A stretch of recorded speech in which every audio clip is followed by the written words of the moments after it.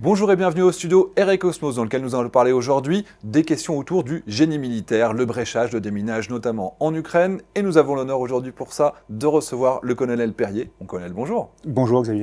Est-ce que vous pouvez vous présenter? Je suis le directeur général de la formation de l'école du génie et j'ai servi une grande partie de ma carrière à la Légion étrangère et j'ai rendu le commandement de mon régiment en juillet dernier. Donc très récemment. Très récemment. Est-ce qu'on peut définir ce qu'est le génie militaire? Alors pour expliquer ce que c'est que le génie militaire, je vais reprendre la devise du génie. La devise, c'est parfois détruire, souvent construire, toujours servir. Avec cette devise, on comprend bien ce que c'est que le génie. Le génie, c'est une arme où on est engagé au combat et c'est également une arme où on réalise des travaux de type construction. Le sapeur, il a le fusil dans une main et quand il arrête de combattre, il prend la pioche et il construit. Toujours servir est aussi intéressant parce qu'on voit bien ce que c'est que le sapeur. C'est un soldat qui est assez généreux dans l'effort parce que sa mission, la réussite de sa mission, c'est permettre aux autres de passer, aux autres de franchir. Le génie, ce sont également de grandes missions. Pour faire simple, on a l'appui à la mobilité, c'est le franchissement, c'est le contre-minage, ce sont les opérations d'appui à une manœuvre amphibie. Nous avons également des missions d'appui à la contre-mobilité, c'est du minage, c'est l'installation de systèmes de défense. Et enfin, nous avons des missions d'appui au déploiement. C'est ce que nous avons fait beaucoup au Sahel, en déployant des camps français avec tout le système déployé. C'est-à-dire qu'on opère dans tous les cadres possibles. Il y a du naval, il y a de l'aérien, il y a de la montagne, il y a du désert. Exactement. Tout le panel des missions est représenté. Et quelle est la spécificité, avant de parler d'Ukraine, quelle est la spécificité de l'armée de terre et de l'école que vous dirigez? Alors, je ne dirige pas l'école du génie, elle est dirigée par un général. Moi, je suis en charge de la formation des spécialistes et des cadres, officiers et sous-officiers du génie. Alors, une des spécificités, c'est la singularité de nos missions. Beaucoup de missions. Nous avons des spécialistes du déminage sur des munitions parfois les plus complexes, spécialistes du franchissement. Nous avons également des conducteurs de travaux. Donc le panel est très très large. Donc il faut former beaucoup de monde. L'école du génie, c'est 3800 stagiaires par an sur 80 stages différents. On forme également des cadres et des spécialistes qui viennent d'autres régiments que des régiments du génie, notamment des forces spéciales, mais nous avons aussi des marins, des aviateurs et des gendarmes, notamment du GIGN qu'on forme aux explosifs et aussi au déminage. Donc un panel très très varié. Mais le cœur de la formation, ce sont les officiers, puisque ce sont eux qui vont commander plus tard des compagnies, puis des régiments. Et donc nous avons réalisé la rentrée de nos lieutenants qui, dans 20 ans, commanderont leur régiment du génie. Et ça représente quel volume, le génie, dans l'armée de terre? Le génie, on est sur en gros 20% de l'armée de terre. C'est gigantesque. Et puis nous n'avons pas uniquement les régiments du génie, nous avons également la brigade des sapeurs-pompiers de Paris et des unités de sécurité civile. Donc le panel est très large. Est-ce qu'actuellement la France forme également des étrangers? Vous voyez de quel pays je veux parler? La France forme beaucoup d'étrangers que nous accueillons sur tous nos stages et la France forme également des Ukrainiens. Et alors, ça me fait plaisir. Quelles sont nos premières observations quand on regarde le retour du génie en Ukraine? Alors, je pense qu'il y a 3 grands enseignements comme ça un petit peu à chaud. Le premier, c'est que le génie est un acteur majeur des combats actuellement, dans les domaines que j'ai évoqués précédemment, dans l'appui à la mobilité, franchissement, contre-minage, dans le volet contre-mobilité, la mise en place de systèmes de défense, et enfin le volet appui au déploiement, protéger des PC, protéger des implantations. Ça, c'est les grandes missions que nous pouvons voir.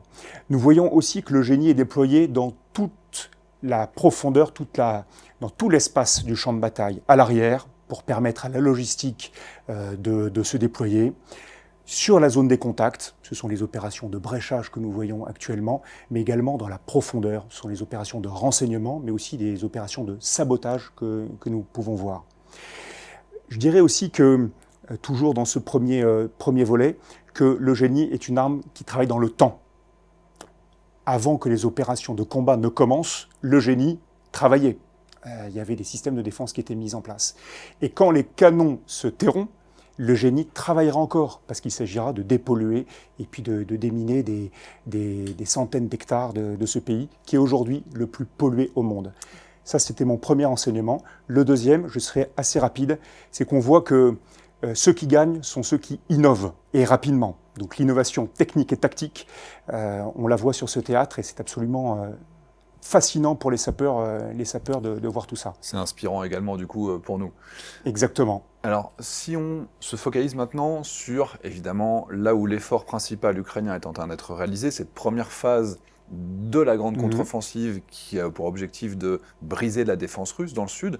Première observation, est-ce que le terrain a une spécificité quand on observe cette zone globalement dans le sud de Zaporijjia? Quand on est militaire, la première chose qu'on fait, c'est qu'on étudie le terrain. Et nous sommes face à un terrain qui est très ouvert. Il y a, je pense, 3 grandes caractéristiques.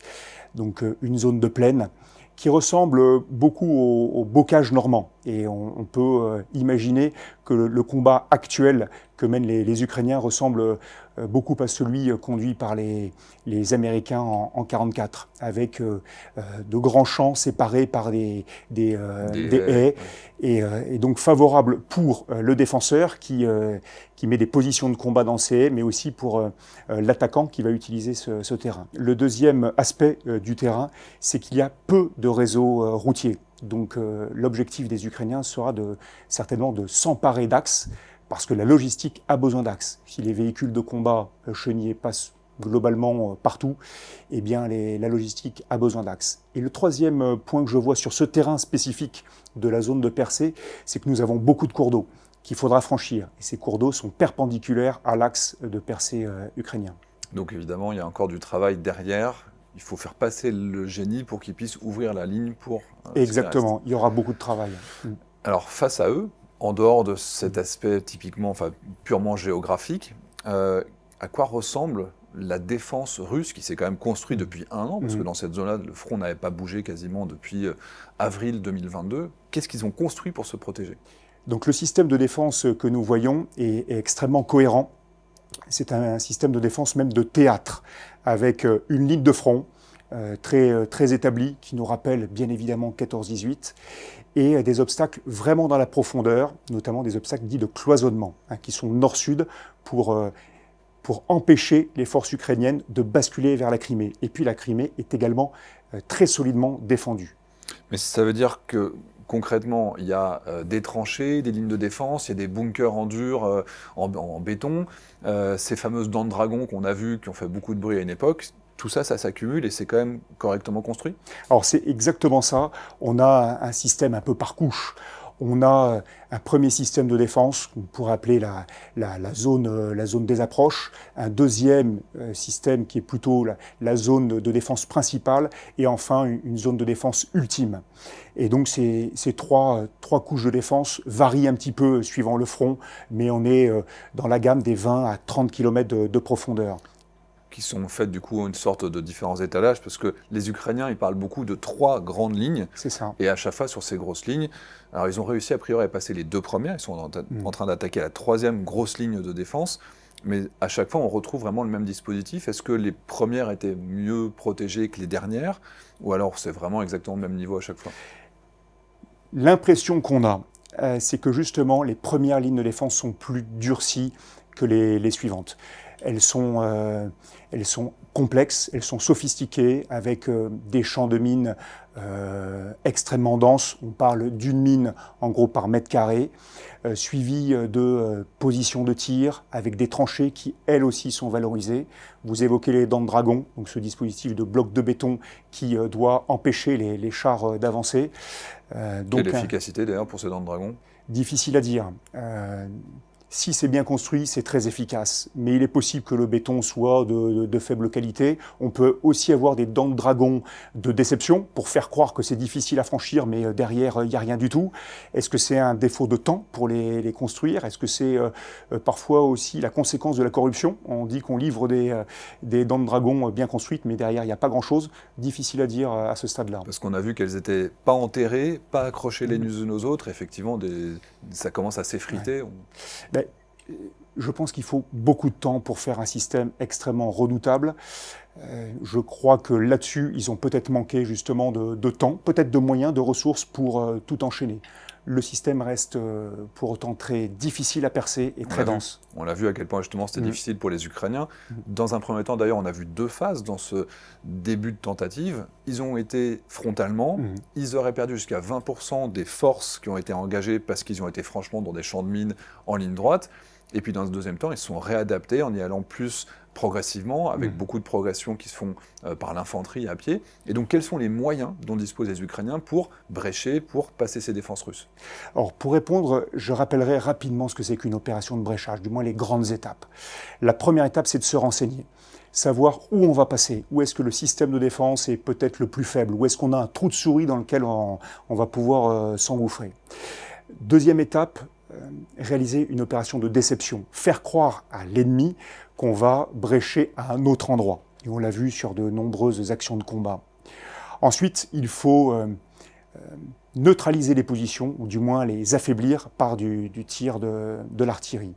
On peut également utiliser de la guerre électronique pour brouiller l'utilisation notamment des drones, puisque les Russes, avec leurs drones, peuvent voir notamment les engins lourds qui arrivent. Donc si on brouille les drones, c'est encore mieux.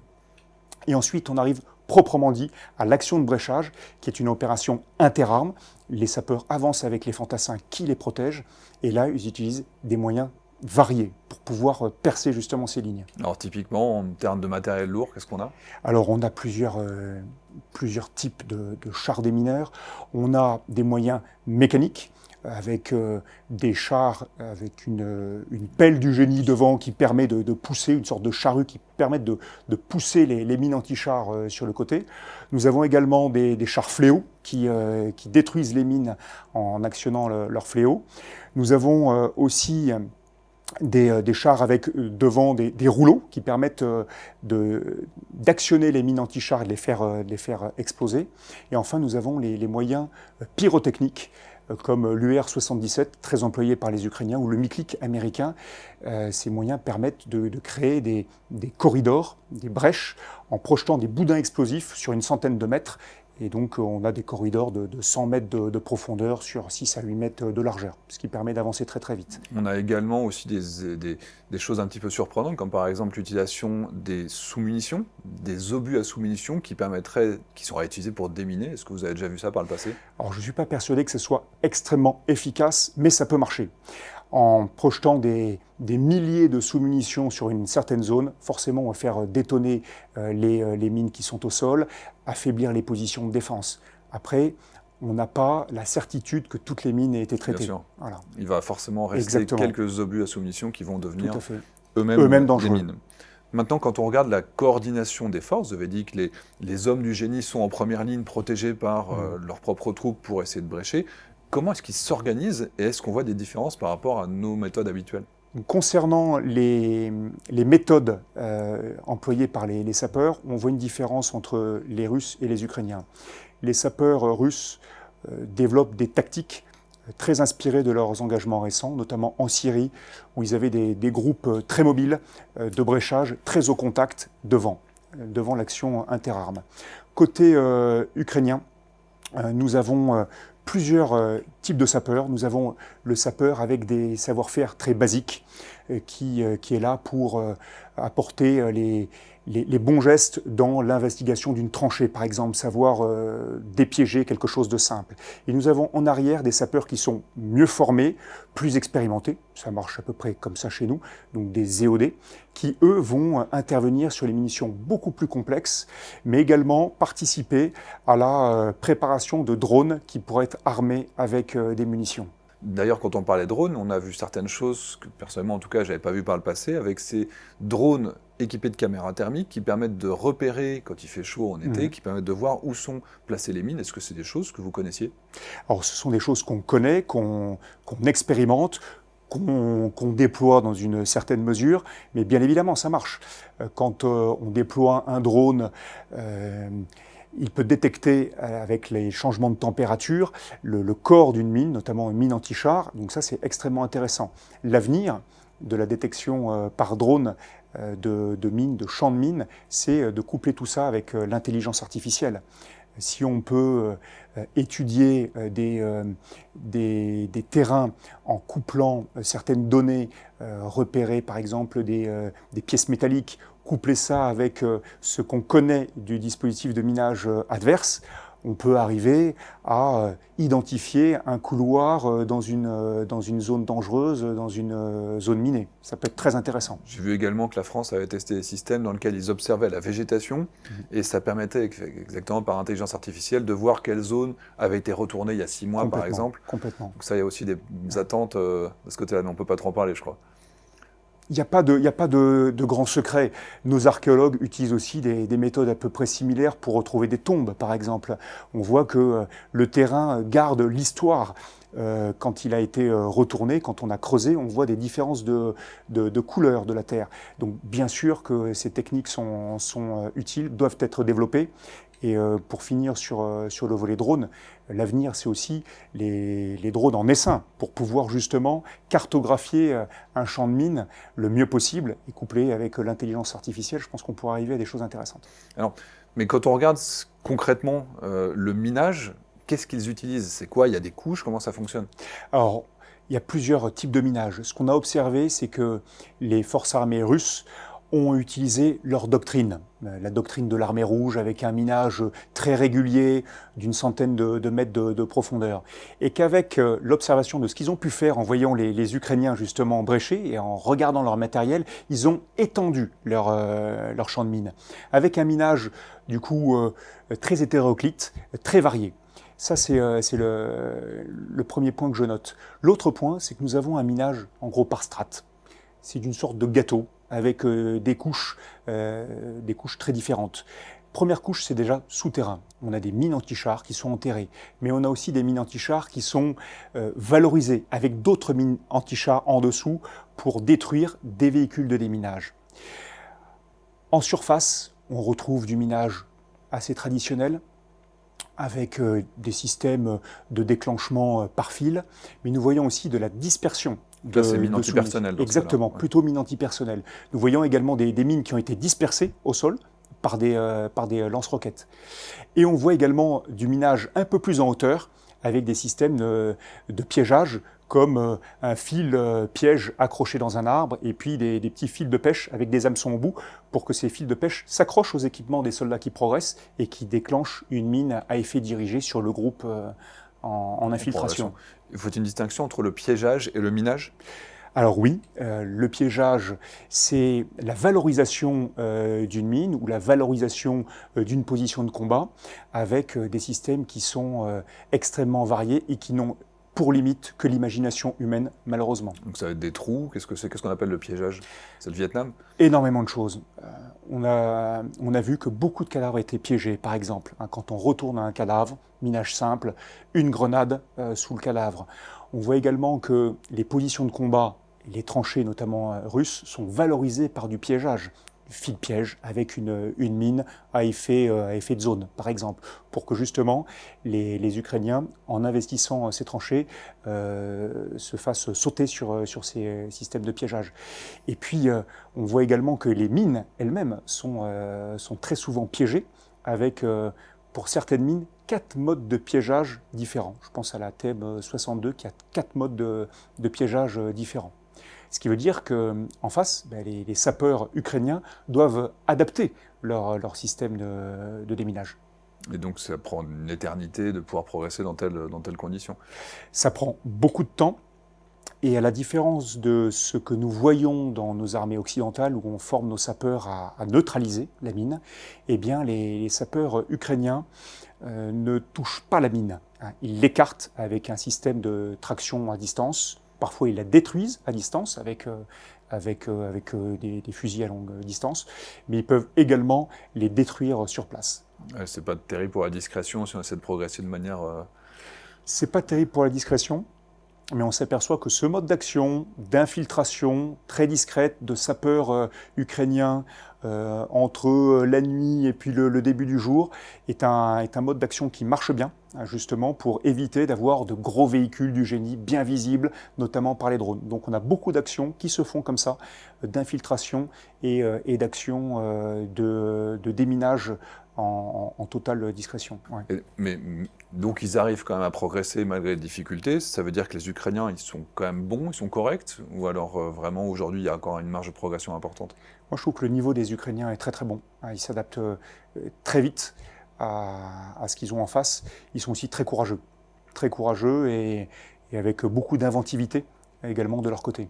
Et une petite question sur la Russie, on a vu la grande offensive de Vuhledar, dans laquelle les Russes ont perdu plus de 100 chars en 3 jours, simplement pour ceux dont on peut prouver les destructions. Pourquoi ils ont foncé dans un champ de mines? Alors pourquoi ils ont foncé dans un champ de mines? Je n'ai pas la réponse. En revanche, ce que je peux dire, c'est que le dispositif défensif ukrainien était extrêmement bien pensé. Il n'y a pas juste un champ de mines qui a été mis en place. Le dispositif ukrainien a cherché à attirer les colonnes de chars russes dans un dispositif de destruction, dans une zone de destruction, une killbox. Et c'est très malin de leur part. Donc ils ont canalisé l'adversaire en lui ouvrant la porte pour l'amener sur une zone de destruction. C'est un piège. C'est un piège. Le piégeage. C'est un piège. Est-ce qu'on pourrait faire un petit focus sur le franchissement? Là, je parle vraiment des obstacles naturels, les rivières, les fleuves. Comment est-ce qu'on travaille dans cet environnement? Et est-ce qu'il y a, encore une fois, des spécificités ukrainiennes et russes? Concernant le franchissement, ce qui est très intéressant de voir avec ce conflit, c'est qu'on est dans une zone du monde où on a beaucoup de cours d'eau. On a, pour faire simple, un cours d'eau de 20 mètres de large tous les 20 km, un cours d'eau de 50 mètres de large tous les 50 km, et puis un cours d'eau de 100 mètres de large tous les 100 km. Donc ce sont de vrais obstacles au franchissement et puis à la mobilité. Et en l'occurrence, on voit que les forces armées russes ont beaucoup appris d'erreurs qu'ils ont pu commettre. Je pense notamment au franchissement un peu catastrophique de mai 2022 sur la rivière Seversky Donetsk. Ouais. Et là, c'est un peu catastrophique. Il y a vraiment des unités entières qui ont été complètement écrasées par incapacité de traverser pendant leur tentative. C'est exactement ça. En fait, ils ont presque réalisé toutes les erreurs qu'on peut commettre sur ce type de manœuvre.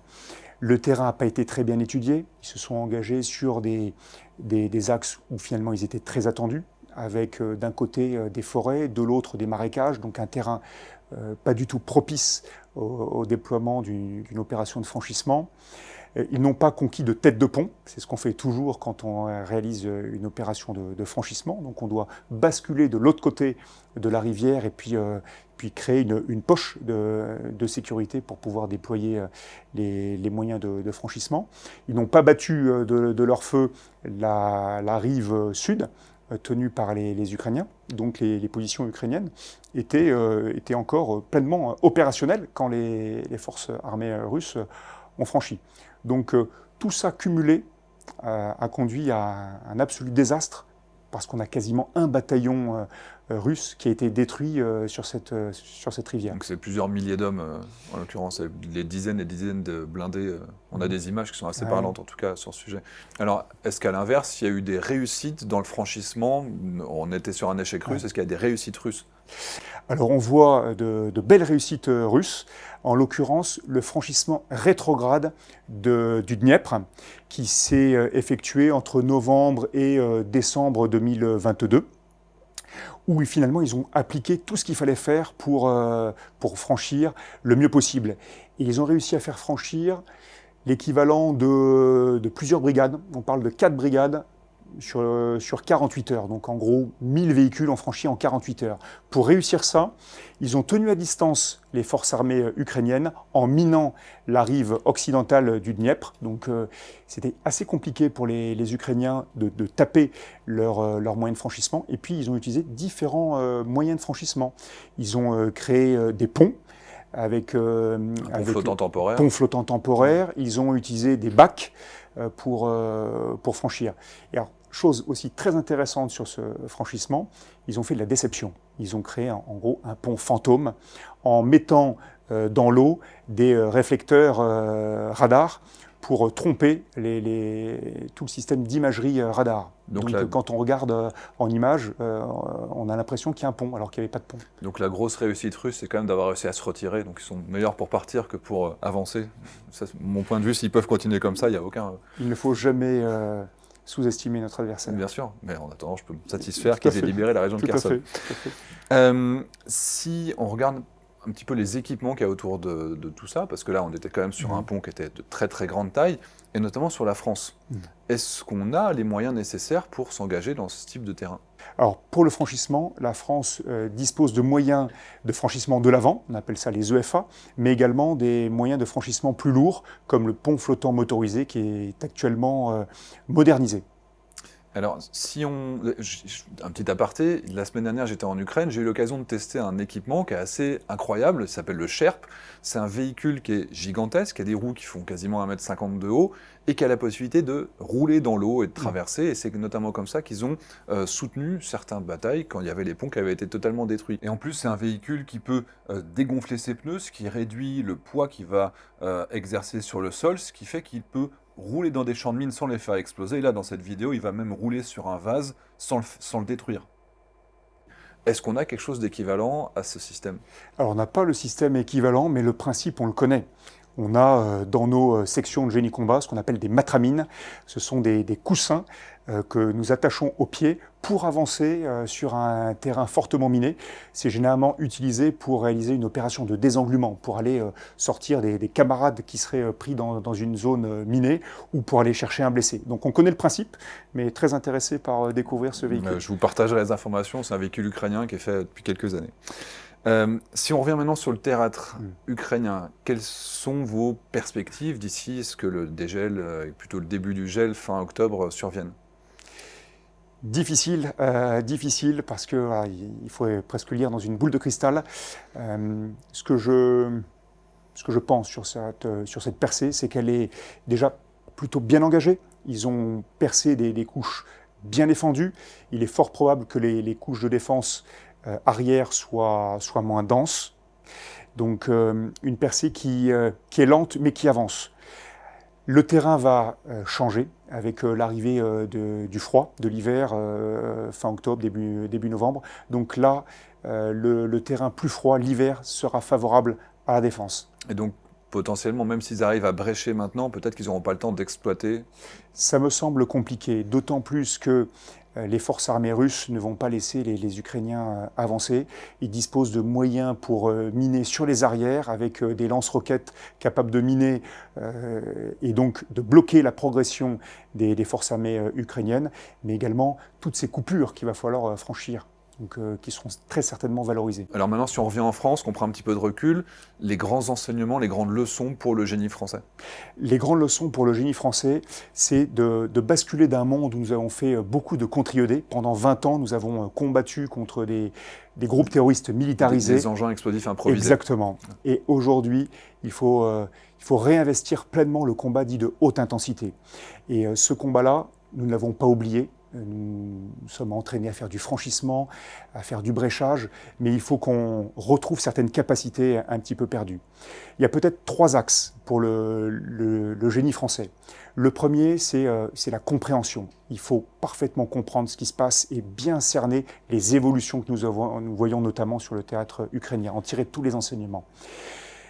La compréhension, c'est également la compréhension de nos propres faiblesses. Donc il faut être extrêmement lucide sur ce qu'on ne sait plus bien faire et qu'il faut réentraîner. Ça, c'est d'abord la compréhension. Le deuxième axe, c'est la volonté. Et l'armée de terre a cette volonté de redévelopper son génie et de faire en sorte que ce génie français soit adapté à la haute intensité. Et le général Schill, le chef d'état-major de l'armée de terre, redonne des moyens au génie dans son armée de terre de combat.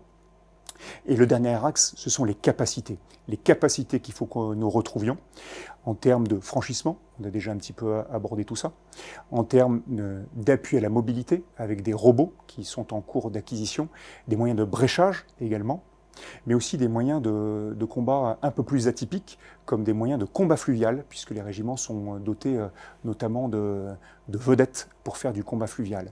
Et enfin, l'effort, bien sûr, c'est de former nos hommes et nos femmes. C'est un enjeu absolument capital. Et à votre connaissance, là, si demain vous pouviez appuyer sur un bouton pour avoir une arme qui permettrait de solutionner tout ça, il y en a vraiment une sur laquelle vous pensez qu'il y a beaucoup d'ambition? Alors, je ne suis pas persuadé qu'il y ait une arme miracle qui réponde à tous les canons conformes et qu'on peut voir sur un théâtre comme l'Ukraine, d'autant plus que l'ennemi s'adapte en permanence. En revanche, il y a une vraie piste de progrès, c'est celle des drones. Drones couplés à l'intelligence artificielle pour améliorer la reconnaissance de terrains minés, de terrains complexes. Là, ça me semble vraiment intéressant. Décidément, le drone, c'est vraiment l'arme absolue dans toutes les interviews qu'on a pu faire, de la marine, de l'armée de terre, le génie, le déminage, c'est toujours lui. Mon colonel, merci beaucoup.